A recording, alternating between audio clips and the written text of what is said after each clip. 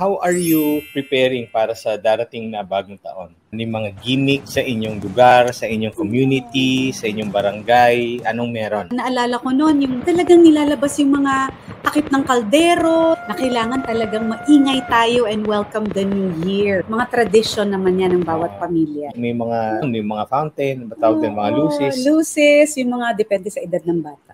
Kayo, ano ba yung mga childhood memories ninyo growing up?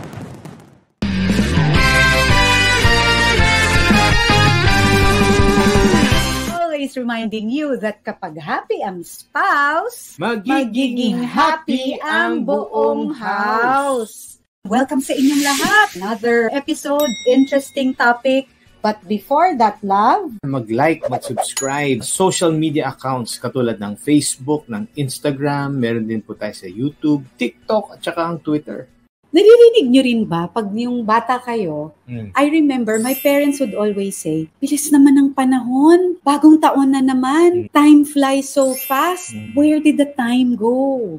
Katulad nga ngayon, ang ating episode is about New Year's as a family unit here at Happy Spouse, Happy House. This is popularly known as Family New Year's Resolutions. For the sake of our episode, we'll call it Family Intention. Let's make a Family New Year's Intentions or Resolutions. We'll start with the very first one. Pagpasok ng bagong taon, unang-una, is to start a weekly habit. Diba, nauusong cable, nauusong Netflix. At least once a week, magkaroon tayo ng movie night. Kung saan nyo pwedeng ma-set up. Kung may living room, doon kayo mahiga. Doon nyo ilagay yung TV, yung laptop nyo, ipo-projector nyo pa. Basta magawa itong habit na ito. You can choose going to be a family conversation and then you get to choose movies growing up you usually watch. So because it's going to be an intention or a New Year's intention or resolution, panoorin yung movie na favorite nila. Pwede kayo mag-game night. Yung iba, madalas bumibili ng mga board games. Ano yung mga meron kayo dyan? Basta ang objective ay maging masaya. Ano pa ba, love? Exercise together. Planuhin po, pag-agrihan, kayang-kaya nyo po yung gawin. Para exercise together na, naka-form pa kayo ng weekly habit as a family for the new year.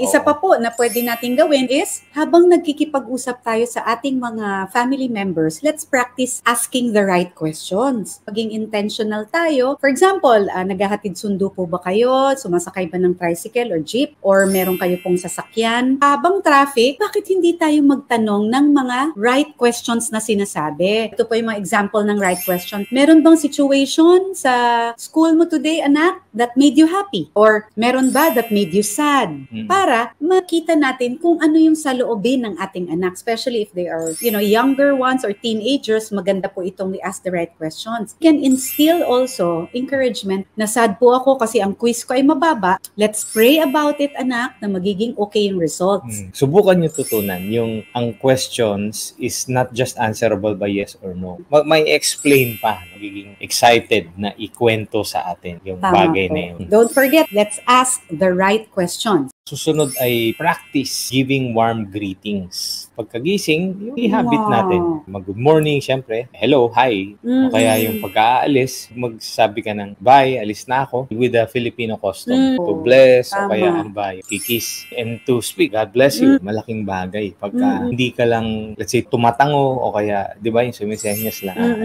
But if you want to consider, please, we want to encourage you, natututunan naman po itong mga habits na ito, and it would be really good to start it at home. Kaya sinishare namin dito para sa inyong lahat for the new year and the years to come.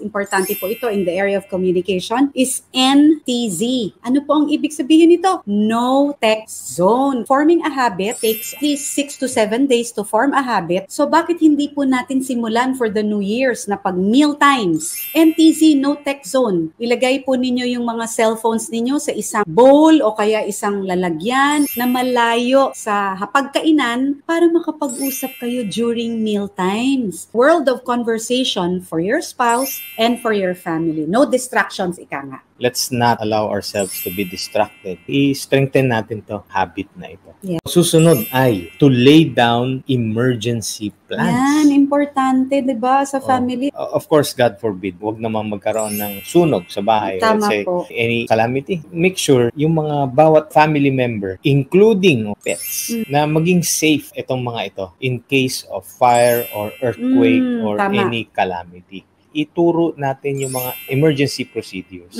Kung maaari, gumawa na kayo ng drills. Saan tayo lalabas? Sinong tatawagan? Turuan natin, family members, kung papaano in case of emergency. So next, Eat healthy. We believe that i-resolve muna natin yan sa heart natin that we want to eat healthy. It will follow din po, you will choose to eat right. No?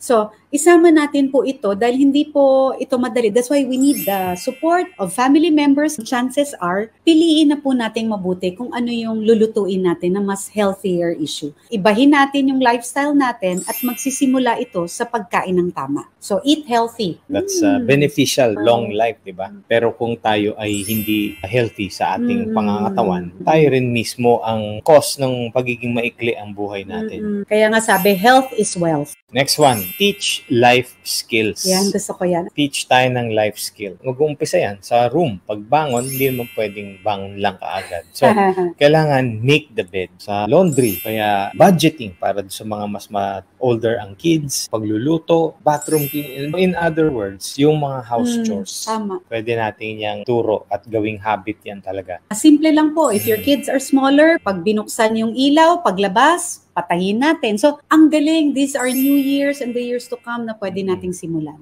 Susunod is to press pause button. Pause button. From time to time, gagawin natin as a family and re-evaluate. Papasabay tayo sa fast pace ng mga bagay-bagay, iba, sa trabaho, mga pinaka-importanting bagay. When we forget or we miss out praying and hearing from God, it revolves around everything, di ba? Yung si Lord, He is everything sa bawat area ng buhay natin. Now, when we pause, re-evaluate, we pray, then we hear from God as a family. Let's start the year right. Let's submit to God kung ano yung mga plano. Gusto din nating ilatag para sa ating pamilya. Another tip is on social responsibility. Ibahagi po natin ito sa ibang tao. Pwede po tayong mag-volunteer as a family, no? Dami na po diyang mga organisasyon or sa barangay po ninyo. You can ask, how can you help? Or pwede po kayo in your local church, mga outreach programs or malapit po sa inyong mga orphanages para makita din ng buong pamilya na this is not just about us, but also we share our lives with the people around us. Nakikita natin yung mga marathon for a cause. Those are part of social responsibilities. We can start to participate as a family and make it as a tradition bilang pamilya for the new year. We are blessed to be a blessing. Last but not the least, to share lives with other families. It's not only based on experiences, but what God has allowed us to experience. Conviction natin is naniniwala tayo that God will indeed turn things around in your situations. Miracles will indeed happen. Sino dito ang, believes that God can really provide miracles in your family? Walang imposible. Yeah, it's going to be another better year for all of them, their family, their friends, their community. Happy New Year! Again, I am Coach Mary Ann Peña. Yes, and this is Coach Chico. Nagsasabing, ang bawat pamilya may pag-asa. Happy spouse!